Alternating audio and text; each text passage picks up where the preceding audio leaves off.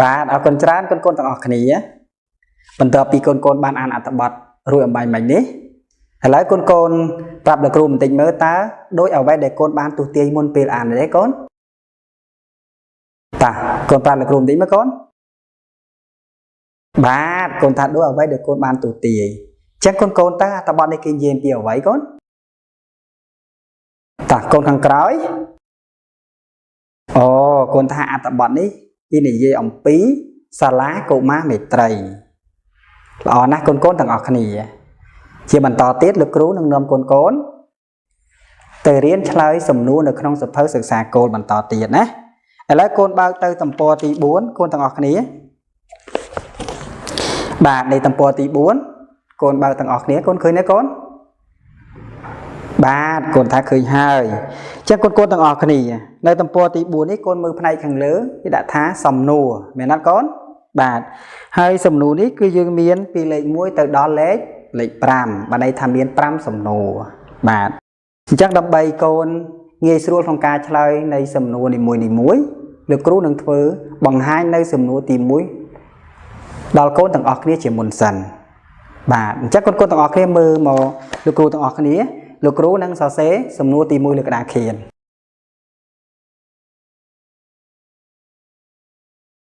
បាទអរគុណច្រើនកូនទាំងអស់គ្នាឥឡូវកូនមើលម្នេះទាំងអស់គ្នាណាកូននេះគឺជាសំណួរទី1ជាមួយចាំស្ដាប់លោកគ្រូអានណាតើសាលារៀននេះមានបរិវេណដូចម្ដេចកូនទាំងអស់គ្នានៅក្នុងសំណួរទី1នេះលោកគ្រូអាចរកចម្លើយឃើញនៅក្នុងអត្ថបទបានប៉ុន្តែជាដំបូងលោកគ្រូត្រូវស្វែងរកពាក្យកន្លឹះនៃសំណួរនេះសិនបាទអញ្ចឹងលោកគ្រូពិនិត្យមើលពាក្យកន្លឹះនៃសំណួរនេះសិនបាទអូលោកគ្រូរកឃើញហើយកូនពាក្យកន្លឹះនៃសំណួរទី1នេះគឺបរិវេណកូនឃើញទាំងអស់គ្នាទេកូនបាទឥឡូវនេះលោកគ្រូនឹងទៅរកពាក្យកន្លឹះបរិវេណនេះនៅក្នុងអត្ថបទវិញម្ដង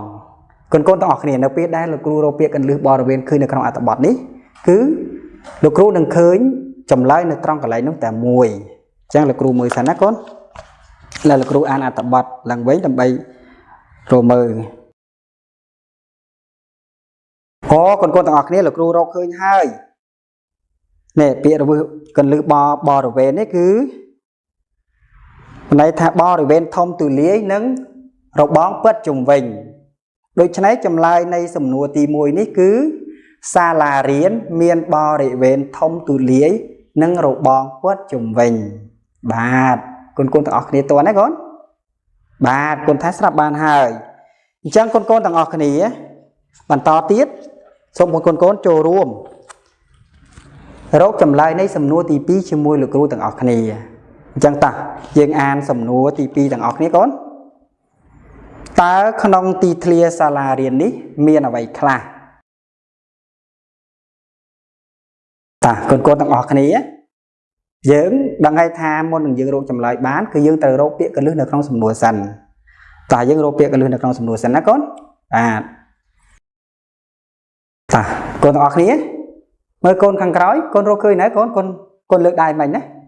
អូកូនថារកឃើញហើយពាក្យកន្លឹះនៃសំណួរទី2នេះគឺជាអ្វីដែរកូនបាទពាក្យកន្លឹះនៃសំណួរទី2នេះគឺ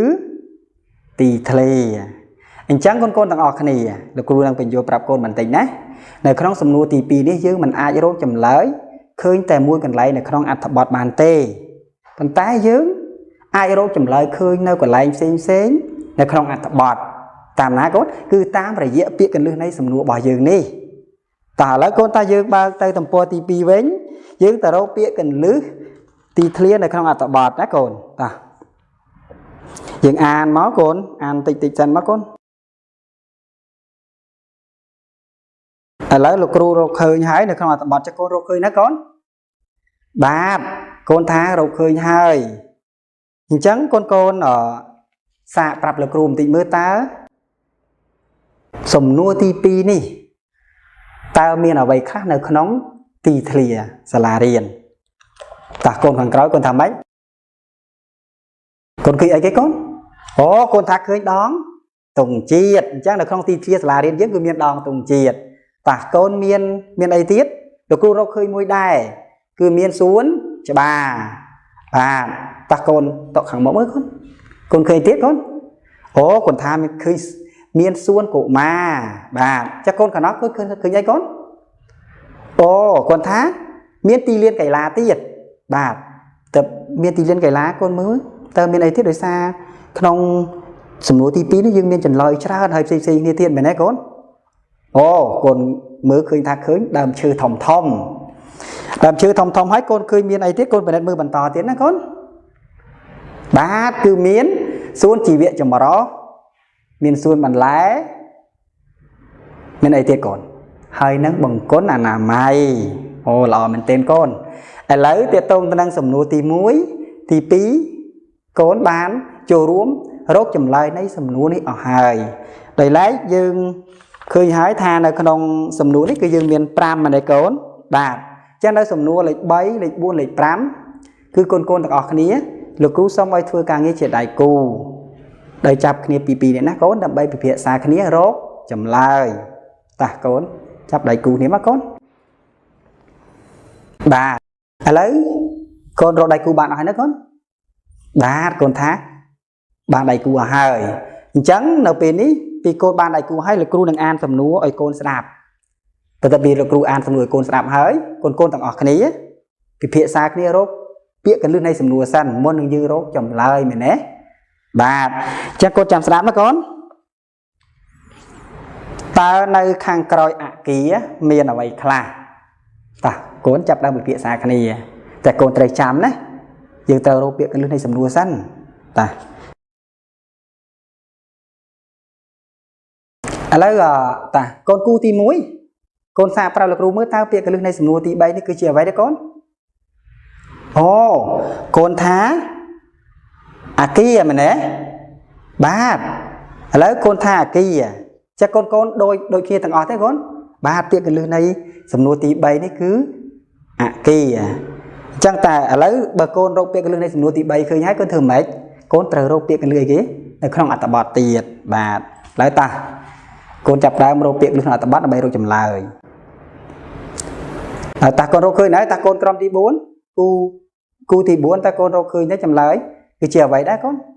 con sạp ra lực rùm tí mới tớ nơi hàng cõi ký miên là vậy khla hố con tha miên xuống chỉ viện chầm rô bà chắc con trong tí 5 ố con thá miên xuống bằng lại nó hàng cõi ký nhưng miên xuống bằng lại bà ta con cu tìm muối đặc hàng mốc nè ta miền khơi ấy tiết cao pi xuân chỉ viện chầm ro cao pi xuân mình lấy miền ấy tiết con ba từ miền bằng con là mai ô con bất chợt chặt bền chắc con tặng ọt cái ní đò tiền á dưới tay sầm nụ tị buôn con toàn này nè bà chắc được ru an sầm nụ tị 4 hay con đằng kết trở đầy cửu tiền ta nơi khăn bẩn tục riết miền là vậy khla bà chắc con rô bịa cần lừa sẵn nát con á bà con kết kia mình tị sẵn á hay con rô bịa cần lừa này sầm mùa xanh môn đằng rô chầm lai ta hả lấy con cu tí bay con prap là rô tí mới tá bịa cần lừa này sầm mùa tí 4 ấy cứ chiều vậy con ồ con thá khăn bẩn tục riêng lò mình tên lấy dương từ rốt chầm lấy nơi khăn ăn tập bọt ta từ rô tận lại tới con 200 ប្រាប់លោកគ្រូណាបាទអរគុណច្រើនតាកូនក្រុមទី 4 ក៏រកចម្លើយឃើញណាកូន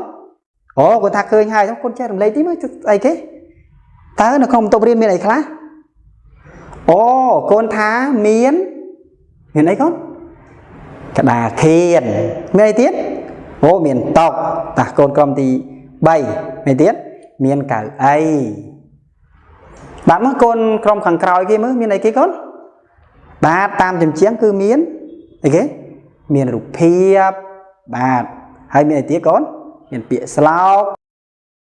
ហើយមានអីទៀតកូនប្រាប់មើលកូនខាងក្រោយទៀតមិនអូកូនថាមានតាំងស្នាដៃសិស្សផងដែរពិតជាល្អមែនកូនទាំងអស់គ្នាឥឡូវកូនយើងនៅសំណួរមួយទៀតណាកូនគឺសំណួរទី 5 អញ្ចឹងកូនចាំស្ដាប់លោកគ្រូអានណាកូនតើបងអូនចូលចិត្តរៀននៅសាលារៀននេះដែរឬទេ con xạ kẹt bản tịch mới xong núi đi con kẹt tính nó con á hai pi pro vậy con kẹt mới បាទឡើយតាកូនខាងមុខដៃគូខាងមុខកូនចូលចិត្តរៀនអត់កូនបាទគឺកូនថាចូលចិត្តរៀនចុះព្រោះអ្វីដែរកូនឡើយកូនខាងក្រោយមើលតាព្រោះអ្វីបានតកូនចូលចិត្តរៀនតកូនចូលចិត្តរៀនដូចគ្នាអត់បាទកូនថាចូលចិត្តរៀនចេះព្រោះអ្វីដែរអូកូនថាព្រោះសាលារៀនស្អាតហើយគ្មានសម្រាមជាពិសេសគឺមានពណ៌បៃតងស្រស់បំព្រងជានិច្ចតែម្ដងពិតមែនហើយកូនល្អមែនទែនអញ្ចឹងកូនទាំងអស់គ្នាឃើញថាសំណួរនៅក្នុងសៀវភៅសិក្សាគោលរបស់យើងមាន5សំណួរនេះកូនបានឆ្លើយបានល្អហើយពេលនេះលោកគ្រូមានសំណួរមួយទៀតណាកូនអញ្ចឹងកូនចាំគិតជាដៃគូហើយជួយចែករំលែកប្រាប់លោកគ្រូផងតើកូនធ្វើដូចម្ដេចដើម្បីឲ្យសាលារៀនកូនស្អាតកូនបាទឥឡូវកូនគិតបន្តិចមើលកូនគិតជាដៃគូណាកូនគិតឃើញណាកូនអូកូនថាឃើញហើយចុះកូនសាប់ប្រាប់គ្រូមើលអូកូនថាដើម្បីឲ្យសាលារៀនស្អាតគឺកូនត្រូវធ្វើអនាម័យជាប្រចាំធ្វើអនាម័យយ៉ាងម៉េចកូនឲ្យដូចជាយើងបោសសម្អាតមានដូចជាសម្រាមនិងកាកសំណល់ផ្សេងដែលយើងហូបរួចហើយយើងត្រូវយកទៅដាក់ក្នុងធុងសម្រាម